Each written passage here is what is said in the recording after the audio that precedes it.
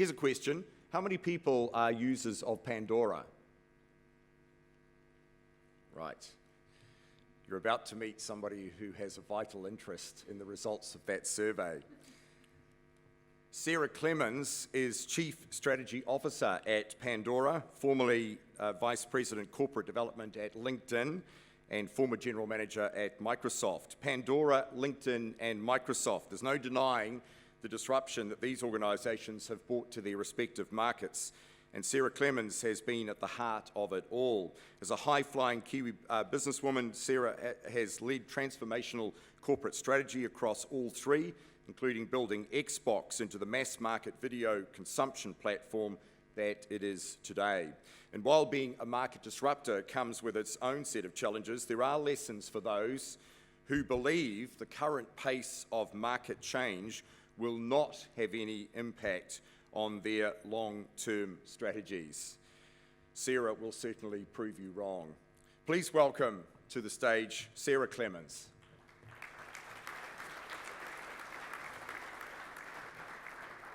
Thanks, Andrew. Thanks very much.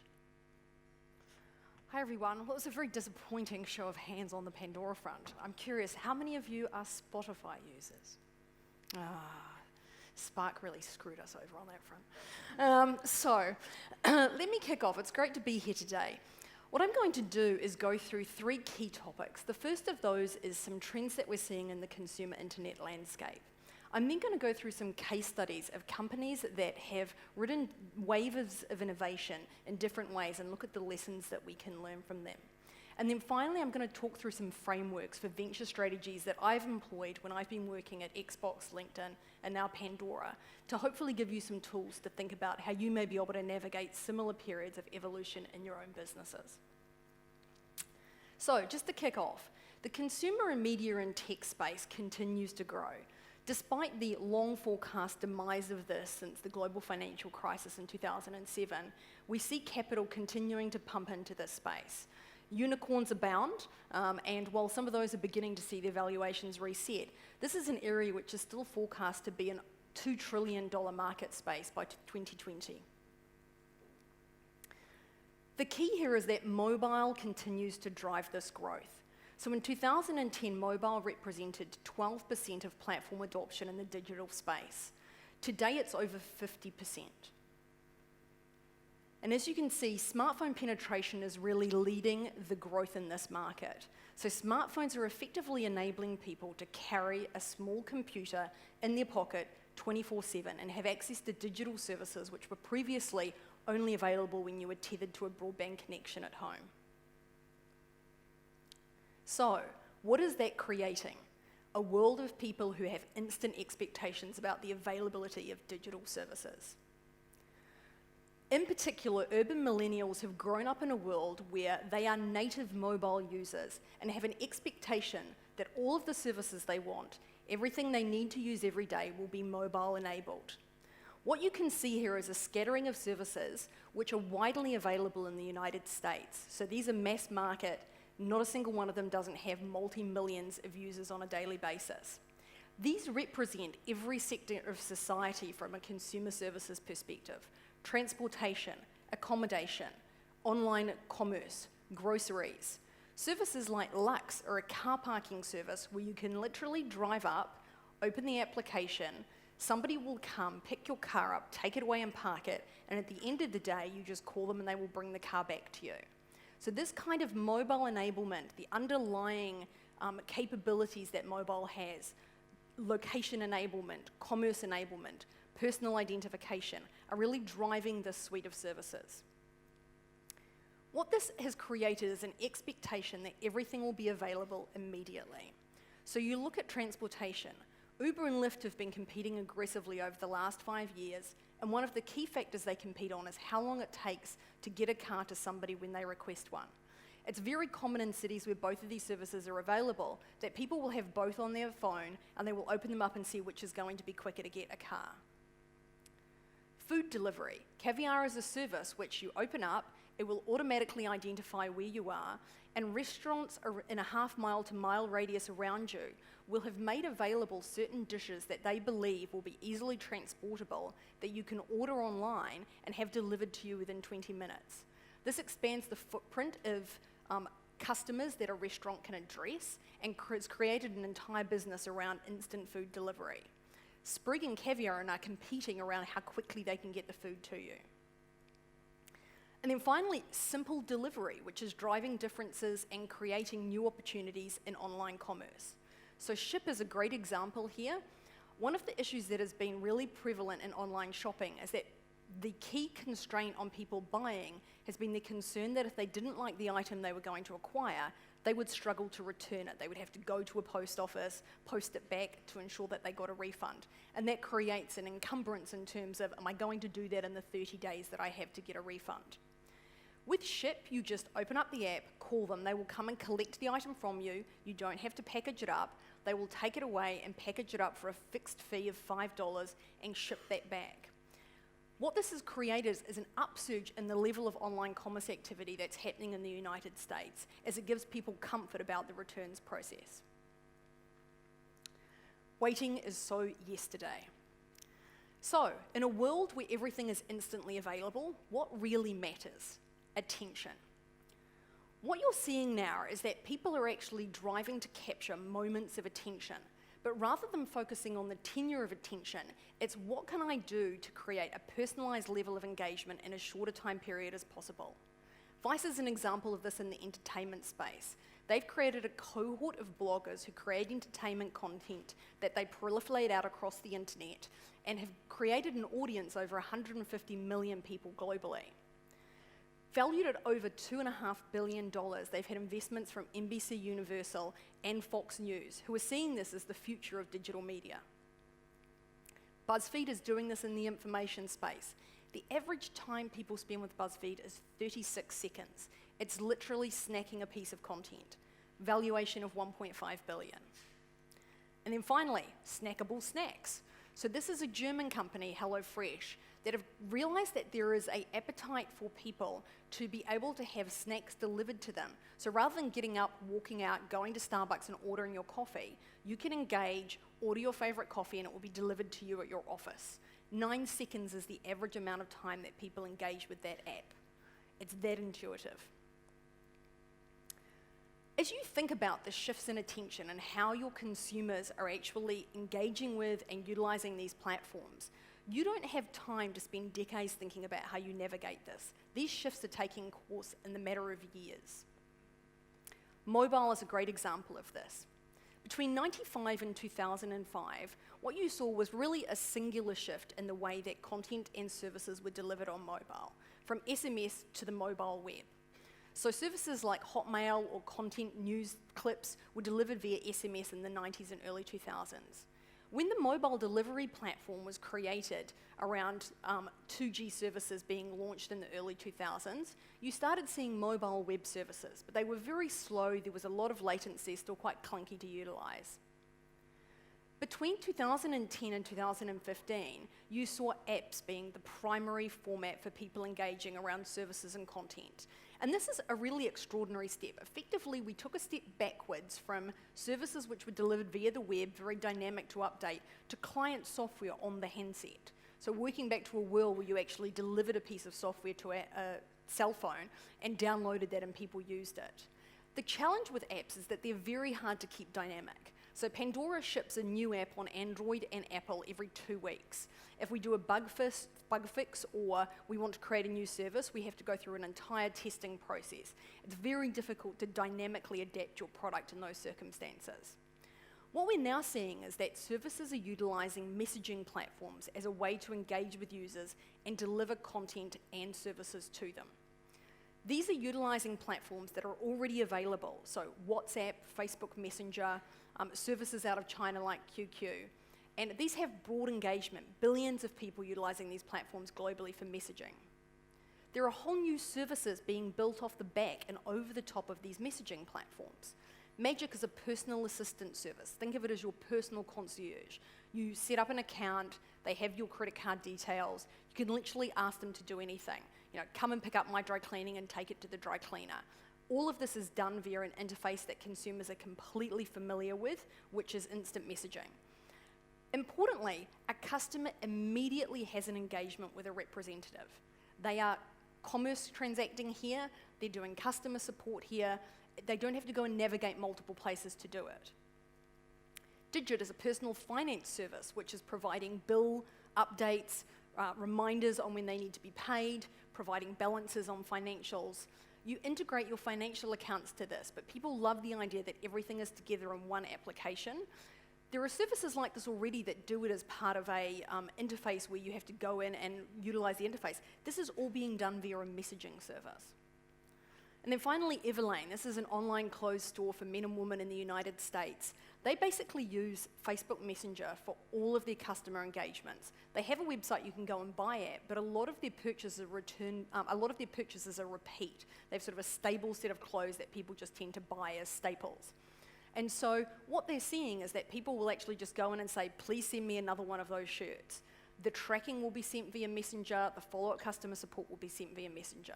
Again, the customer doesn't have to go and navigate their way through your service, you are coming to them. What does this mean for you as businesses? Barriers to entry are collapsing. Small businesses that previously required a lot of capital to get started can now utilize these third-party platforms to create entire business interfaces. Etsy is an online marketplace for vintage and homemade product sellers. So sort of think of knitting and other kinds of arts and crafts. It's a massive multi-billion-dollar network. 35% of Etsy sellers start with no capital. They just utilize the Etsy marketplace to start their business. That's almost double the number of small businesses that start with limited capital. If you're an Uber driver, all you need is a smartphone and access to a car to get set up and create an entire personal driving service. Thumbtack is a solution for the professional services industry to engage with their users. So what Thumbtack has done is take recommendations from the likes of Yelp and from Angie's List, integrate those. People can search those recommendations to find somebody, a plumber or an electrician, and then ask that they want an electrician in their neighborhood, and Thumbtack will push them a recommendation. Rather than paying to advertise, that professional will then pay for that introduction. And so it massively reduces their marketing and advertising costs. Upwork is a freelance marketplace that enables small businesses to make themselves available on contract. The time to engage and secure somebody in this recruiting platform can be of 3 days relative to a much longer period for more traditional businesses. This is also occurring as part of enterprise's shift, and you see this term, consumerizing enterprise. So as you see consumers beginning to adopt these services, they have an expectation that that kind of interface will be available to them at work. Workplace communications 10 years ago, email, CIO-controlled communications. On a good day, you might have a present-based system like Lync on Microsoft, but relatively inflexible and all controlled off Active Directory. Slack is a service which only requires the user to put in their work email address, and then it effectively creates a private domain in the cloud that everyone with that same work domain can interface with each other, talk to each other in chat, and collaborate around documents, all outside the CIO's control. 10 years ago, human capital management was a completely disparate system. You had applicant tracking systems in one environment, recruiting systems in another, payroll in another. Workday brought all of those together into a single interface, which is utilized directly by the manager of the service rather than a human resources partner. Payments, 10 years ago, bespoke hardware. You needed to make pretty material investments to get the hardware established in your business. You also frequently needed a secure broadband link back to your bank. Square enables small businesses to utilize an iPad and an open broadband connection for secure payment services. So, what does this mean for us? Where do we go from here? These shifts in consumer technology and the way that they're penetrating enterprise create both opportunities and threats. They can massively reduce the cost of doing business. They can make you more dynamic and nimble. They also require you to compete with the world. They're available on the global market, and so when you expect to be able to hold your customers by virtue of bespoke or proprietary systems, that truth no longer holds. It's worth looking at some companies that have ridden waves of innovation and the shift in technology platforms and have thought about how they actually disrupt themselves. These are all technology examples.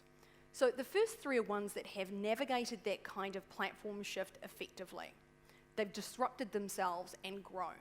So looking at their market cap here, so Google started out as an online web search business, PC-based. The vast majority of its queries were via PCs. Multi-billion-dollar business. As the transition to mobile occurred, and that statistic earlier, 12% to 50% of digital media services migrating to mobile, what Google realized was that the vast majority of search queries would start taking place on a mobile device. They had no presence on mobile devices, and it became clear from the initial use case studies that they did and the way that people engaged with mobile apps that they were not going to go to a search application to search for things. Search was being natively integrated into the operating system by Apple, Nokia, and other handset manufacturers. Google acquired Android and created it as an open source operating service and have now taken the majority share in the operating system space. What that's enabled them to do is create search interfaces from the core operating system across mobile devices for Android. Their market cap is a testament to the fact that they've managed to manage this migration to mobile effectively. Amazon is another great case study. Started out as a physical shipping business. Books were its primary business. A lot of its margin came from CDs and DVDs as a second wave. As digital media services became available online, and in particular Netflix in the mid-2000s started streaming content directly to users in their home, Amazon realized people would stop buying books, stop watching movies. It created the Kindle and the Amazon Fire as devices that would enable people to get access to digital media via the Amazon store in a very seamless commerce interface. Again, massive growth in their market cap as a consequence of navigating that transition, notwithstanding the fact they have cannibalized the physical business in the transition.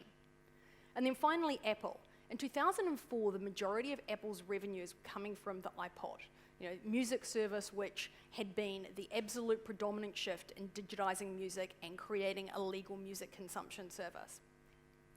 The iPhone completely cannibalized the iPod. It effectively took iTunes and took it off a bespoke device and put it onto the iPhone. Notwithstanding that, Apple has managed to grow because they've captured a larger share of a growing market rather than maintaining share of a market that was finite. And again, their market cap have witnessed that they've managed that transition again as they've introduced the iPad, which arguably cannibalizes their Mac, but has created an entire new segment of personal computing. Companies that have not managed transitions quite so effectively. So in 2004, Nokia represented over 50% of mobile handsets globally. By 2013, when Microsoft bought Nokia, it represented less than 3% of the market share. Nokia's CEO at the time that Microsoft acquired them stated at the press announcement, "It wasn't that we did anything wrong, but we still lost." That just demonstrates that standing still is not a strategy in a world where digital services are creating competitors around you who are able to create new ways of doing your business in a lower cost way. HP, is it IBM? Is it dealing with the enterprise market? Is it Apple creating computers for the consumer market?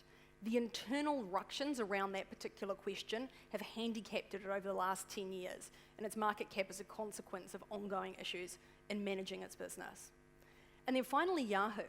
In the mid-2000s, Yahoo had the largest digital media audience globally. It had Flickr as a photo sharing service, Yahoo Email, which had almost 1 billion users on it, Yahoo News and Finance were two of the largest media services on the internet, and it had a massive search business. Facebook was launched in 2003, 2004 in universities across America. It had a less good version of all of those things.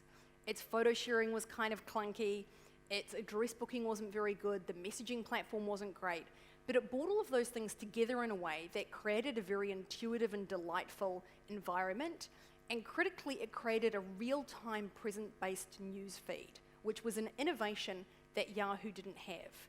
That addictiveness, that stickiness that got people to engage with those services meant that they were willing to accept a less good version of all of those core services. Facebook now has effectively taken Yahoo's audience. They have over 1 billion users globally, and Yahoo continues to struggle. The vast majority of their market now represents their Alibaba stake. So, Silicon Valley has created these companies, large, small, leading technology companies. While you may not be able to create the Valley dynamic, it's a 100 square mile of, some of the world's greatest talent comes in from India, China, all around the United States. It's an incredibly intense environment. There are lessons you can take away. The first of those is knowing your business. Data is absolutely king. Digital services are created and instrumented to understand the user every step of the way through the journey. Every single aspect of the way that the user uses the service is measured and analysed and used to optimise and improve the service over time. From registration flows and understanding when people may abandon them, to the way that people navigate around services, there are huge teams of what are called business operations or data science teams, which are effectively pulling these analytics and constantly looking at them to understand how do we optimize and ensure that more of our customers that come into the funnel stay with us and become loyal customers over time. The foundation to that is being adaptable, taking the data and then being willing to respond to it, not getting stuck on thinking that something that you built is essential to maintain, being willing to make shifts. Again, Facebook, which is arguably one of the best consumer internet services on the planet, has been extremely clever here. So it split its messenger service out from Facebook about a year ago. And it did that because it understood that when people were consuming content, they didn't necessarily also want to be communicating. They wanted those services to be separate. They made that choice. They took that risk. It was an educated risk. They had looked at what people were doing in the messaging service. They did user testing. They can take a sample of their users and try them out on a service and then see whether or not that works. And so it's important to think about how do you actually beta products, create a small version of them, create a pilot, test them, and quickly adapt. Here are some examples of how core services have been built. So Pandora Internet Radio, which is the largest and most engaged mobile service in the United States, we're larger than Facebook. So we have 80 million users a month, 100 million users a quarter. They use the service for over 22 hours a month, which is more hours than people use on Facebook. It started out as a kiosk service in record stores, where the music genome, which is the recommendation engine underpinning it, was created to enable you to walk in and say, I like this particular artist, what other music might I like that I would buy? It wasn't until 2005 that they thought about using that core technology for creating a radio service. Twitter originally started out as an online podcasting service. And what they realized is that the podcasts people were searching for were about breaking news. And so they quickly pivoted and created a newsfeed service that was enabling people to connect with their friends around what news was breaking. Slack, the enterprise service I discussed earlier, which is effectively a cloud-based service that you can collaborate and message your work colleagues around, originally started out as a mobile gaming service. It was a team that was trying to build a mobile game. They ran out of money, they had about 20K left in the bank, and they realized that the mobile games market was saturated. However, in the course of creating the game, they had built a very small collaborations platform that they used to create it themselves. And so they had been using that to work and collaborate on the game that they were building. What they realized was that it was much more intuitive and delightful than any of the other collaboration tools that were available in the market. So they used that remaining money to invest and build out a beta version of it, and then went and pitched it to VCs. Slack's now a multi-billion-dollar business. So, as your product matures, how do you think about moving beyond your original product and investing for the future? And this is often what's referred to as the innovator's dilemma. The scenario where you have a large, successful business, you have a good capital position, your market position is healthy, you have great market cap, and then you're beginning to think about, like, how do I grow my business? How do I deal with and respond to these threats and these secular shifts in the landscape that I'm operating in? To start with, you really need to consider what your company vision is. One of the questions I often get asked is, where do I start? How do I think about what the options may be? And it's impossible to decide what options are available to you to evolve your business if you don't understand the problem you're solving for your customers. When I joined Pandora at the time, their stated purpose as a company was to redefine radio for the connected world. That had been their mission when they went to IPO. And as we looked forward and said we want to be a 100-year-long company, we really felt that that problem statement needed to be evolved and needed to be expanded. And so we see ourselves as a global music discovery platform. We have nuanced music data about hundreds of millions of users, and what we are now doing is saying, how do we help those users find both playlisting services and radio services, on-demand services, and live events? It was critical in that process and in making the investments that we are making to invest into those expansionary areas for us to be clear about what the scope of our purpose and vision was, so we could ensure we were investing within those boundaries. I always say strategy is not about what you do, but what you don't do, and having a clear vision statement enables you to understand the boundaries on what it is you might invest in. Beyond that, there's then a question of what your financial envelope looks like. What might your investors be willing to consider? How do you talk to them about what the investment horizon and return you expect on those investments may be? And then finally, what are the market dynamics you're operating in? How quickly do you feel like you need to move? Are you competing in an environment where you feel like you're on the back foot and you may need to put more capital at risk in order to catch up? Do you feel like you have a longer lead time? What are the shifts in consumer behavior that you need to consider? Will those shifts enable you to reduce your cost base? These are all considerations as you start thinking about evolving the business. It's important here to distinguish between what I think of as sustaining innovation and disruptive innovation. So you often talk to companies who say, well, we are innovative. We're doing lots of research and development. We're continuing to build our products out. Catch-up R&D is what you often see as replicating features where somebody is already competing and they're effectively duplicating. That's not innovation. That's just maintaining the competitiveness of your product. Sustaining innovation is where you might add new features. Your competitor may not be there yet, but you're still not really disrupting the market in which you're operating. You're not actually changing the nature of the way that people are engaging. And again, it's really important as you go through and start thinking about what's the scope of my market, how am I participating, what do I do, to think about, is this an extension or is it just a sustaining innovation? Disruptive innovation is where you completely transform the market you're operating in or create a new market. So when I've used these frameworks before, the 3-horizon model, which is a McKinsey model, is a really useful one in talking to your organization and your broader executive teams around how you allocate capital and resources over time. So catch-up R&D and sustaining innovation are what I think of as Horizon 1 and Horizon 2. So defending and extending the core business, a good allocation of resources, about 60%. That's a 12-month investment. Horizon 2, about 30% of resources. You should expect to be investing in year 1, but making a return on those investments in year 2. Disruptive innovation is really what we think of as Horizon 3. That's where you're starting to create viable options to transform your business over the longer term. It's a much riskier time horizon, much riskier capital allocation.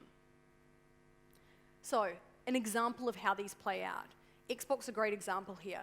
When I joined in 2010, the Xbox 360 was in the 5th year of development. So we'd had that console in the market for 5 years. You would normally expect to get about a 7-year cycle for a console before you would need to produce a new one. At that point, the hardware starts becoming obsolete. What we were looking at was how do we actually create an innovative mindset for our customers so we could get a greater degree of return from the 360 investments we'd made. And the Connect was how we did that. That's a classic example of Horizon 2 investments. So it's a sustaining innovation. It enabled us to get a greater degree of return from the investments we made around the 360 because it was a counterpart to the 360. It also extended the time frame in which we could sell the 360. We managed to get about another 24 months out of the 360 by adding Connect to it and creating a new suite of games which were innovative in the minds of the customer. Connect was the fastest growing piece of consumer hardware ever in the history of mankind. It's in the Guinness Book of Records. However, Xbox didn't stop there. At the time that we were building Connect and taking it out to market, we were also lighting up video services on the platform to put the Xbox in the living room and really say, we see this as being part of a living room entertainment system. We could have stopped there. You've got the Xbox, you've got Connect, you've got your television screen. That's a great entertainment suite. the company continued to look at what we thought the next 20 years looked like in consumer technology and the adoption of consumer platforms. And as you look forward, you start looking into virtual reality and augmented reality. This is the ability for people to wear headsets where you are either looking at a world which is private to you, or in augmented reality, you're looking at the real world and you have digital assets mapped onto the real world. A decision was made at Microsoft that we felt augmented reality was the platform that was going to be the next major wave of consuming platforms. The move from mobile would be to augmented reality. Virtual reality is effectively a substitute for a private TV screen. When you have it on, you can't do anything else. You're sitting still, you can watch a movie, you can play a game. But we felt that there was a larger opportunity to displace not only the TV screen, but also the mobile phone. When you think about the investments that have been made in creating Kinect and 360's position in the living room, its relationship with the TV screen, the HoloLens, which was released to developers just last month, completely cannibalizes those investments. TV screens will not be necessary in a world where people are all wearing HoloLenses and you effectively are all seeing the same thing projected in a virtual way. This is a really great example of how important it is for companies to think forward and say, how do I think about what my business looks like over the longer term, and what are the investments that I need to make? This is Google thinking about PCs will not be the primary device for consumption of queries, mobiles will, and our investments in the web search won't be relevant in that world. We have to have an investment in mobile. It takes a very bold and innovative company to really think about what the opportunities are here and understand the trends in the consumer landscape or the enterprise landscape that you're addressing. So, if you are going to invest in disruptive innovation, the critical point is to invest and iterate quickly. The mistake that you see a lot of companies make in this space is overinvest in the wrong thing.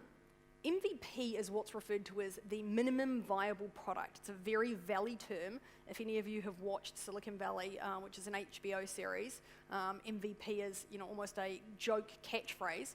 It is, however, a very real concept. And when you see pictures in the Valley, the MVP is very much one of the components of how you think about an investment pitch. What is it that you're taking out to market? This is also a framework that can be used within enterprises. A successful minimum viable product will help you get going. What's the idea that you're trying to execute on? Build a prototype quickly, get it in the hands of some users, measure, learn, iterate, and then improve upon it. A great example here is the service that Pandora built over the last 12 months for music makers. So when I joined, one of the challenges that we had was that music makers, so artists, labels, were not working closely with Pandora. And our ambition to be a music discovery platform includes the ambition to connect artists and fans at scale. We created a tool which enabled artists to record an audio message which is then seamlessly interwoven into their stations on Pandora next to songs of theirs that play. These can be calls to download a song or calls to buy a tour ticket or just a gesture of love to their fans. They've been incredibly well received by listeners, and artists are getting an enormous degree of engagement around things like buying tickets for tours. We built a very small prototype of this that was accessed via a web interface. We got it out of the door in less than 12 weeks. It was pretty clunky, it needed an operations team to help artists use it. We did a lot of the audio recording ourselves. However, when we realized how successful the product was going to be, we doubled down and built a mobile version immediately, which took a further 6 months to get out. We launched that today in the United States. It's called Ampcast. It enables an artist to do an audio message via their mobile phone, effectively the equivalent of a verbal tweet.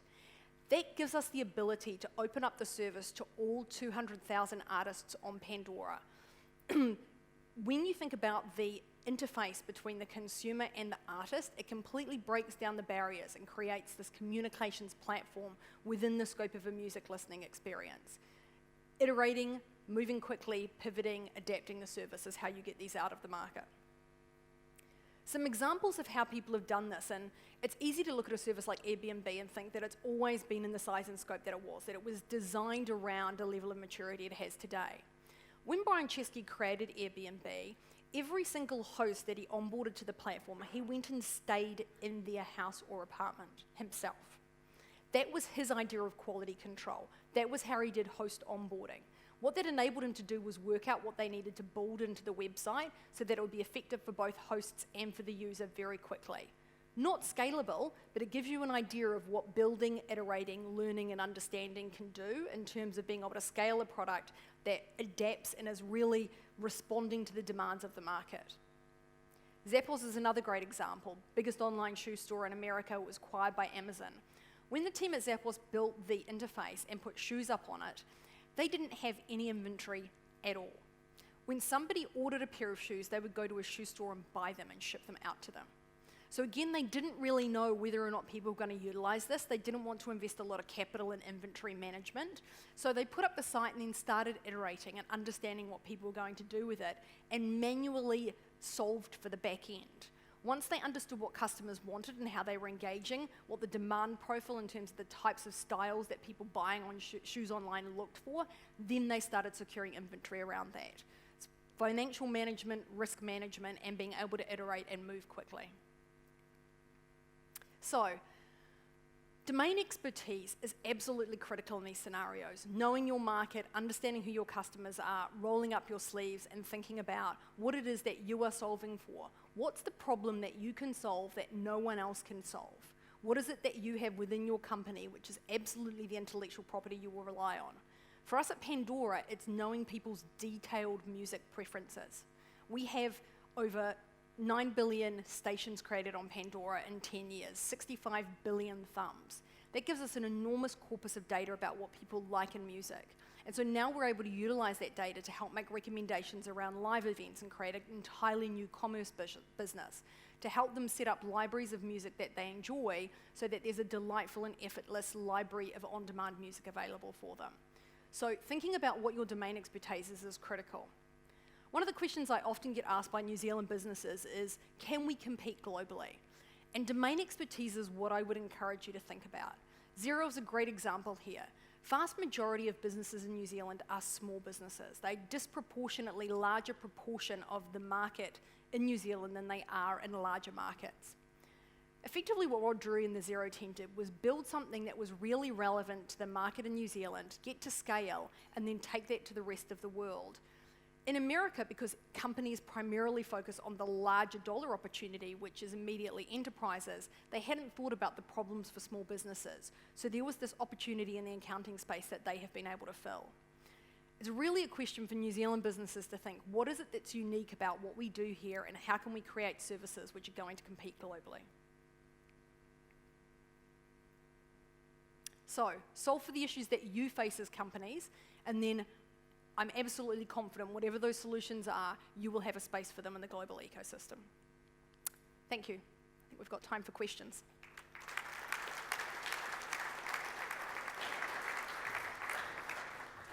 Thank you, Sarah. Fantastic presentation. You've certainly got us off to a blistering start. Let's start off with perhaps take your questions in just a tick, but just one to get us underway. Do you think we're going to reach a point where we just overwhelm people with the opportunities and things available? Where's that point of inflection where it's just going to be too much trying to control everything that's being thrown at us in the digital space? Yeah, it's interesting. You know, one of the things that has been really curious about the adoption of messaging platforms as a service delivery interface is that it effectively solves the problem you're describing, which is in a world where there are hundreds of thousands of apps in the App Store, people don't know how to go into each individual app. You have to download each one. So I don't know how many of you have lost your phone, and then you go get a new phone and you have to download all of the apps and re-register on them all. It's an enormously time-consuming process to go through. Each app has its own navigation environment. You know, you're trying to work out where do I register my credit card, how do I set up my login and ID.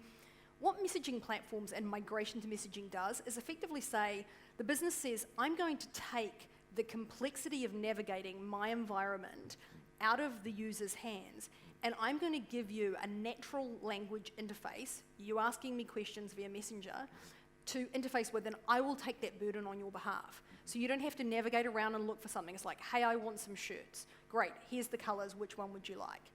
What size do you think I'll be? I'm a size 40 in Europe. Great, here's the size that you're looking for. And so I do think that the shift to messaging platforms in this real-time interface is effectively solving for that complexity, and you will continue to see evolutions to just make things more and more simple for users. Great. Questions from the floor? Question? Yes, just get a microphone to you, just over here, just so the people on the webcast can hear as well too. I thought that that Zappo example was interesting because you talked about immediate and everything happening immediately and people not wanting to wait, yet here's a company with no product, and so how did they go and buy the product and ship it to you in meaningful time? Yeah. So, I mean, Zappos, that scenario, Zappos started its service 5 or 6 years ago. Nowadays, the way that Zappos would execute on that is you would probably find it was an online interface, they would get the order, they would call ship would go and get the product and ship it to you. And so you have these services effectively interconnecting and specializing around very unique parts of the value chain. So if you're Ship or Uber, all you're focused on is transportation. You're going to be the best transportation player. What you're seeing Uber do, I've been using them down here, and you basically have either Uber X or the sort of Uber Large, I think they call it. In San Francisco, you have about 6 different choices. So you have, and in Austin actually, you have about 7 because they have pedicabs on Uber as well, because pedicabs are very large in Austin. But one of the options that they have is Uber Pool, where you actually can use it in the same way you would a private bus. So rather than having to walk to a bus stop and pick up a bus that then takes you somewhere, you call it up and say, I'm going to go from this place to this place, and Uber's algorithmic engine works out the collection of people that the Uber bus will pick up in a certain neighborhood and then go to another neighborhood. And so machine learning enables them to do that. What that creates is a world where transportation just gets completely revolutionized. The efficiency of vehicles going from A to B is going to look very different, and the data about how they're moving is going to be widely available. You could see third parties building delivery systems on top of that transportation network. So if you were Zappos today, you might just take the order online and search all of the aggregate stores that were available, and then have Uber's transportation business pick it up at one end and drop it at the other. So these services will evolve as the underlying infrastructure that's available to them evolve. All right, we'd better move on, but Sarah, I know we could all probably talk to you for hours. It's an absolutely fascinating presentation, and I think you've really just given us a sense not only about speed, but also the importance of agility and adaptation and everything as well. Can I ask you to thank our speaker, Sara Clemens? Thank you very much. Thank you.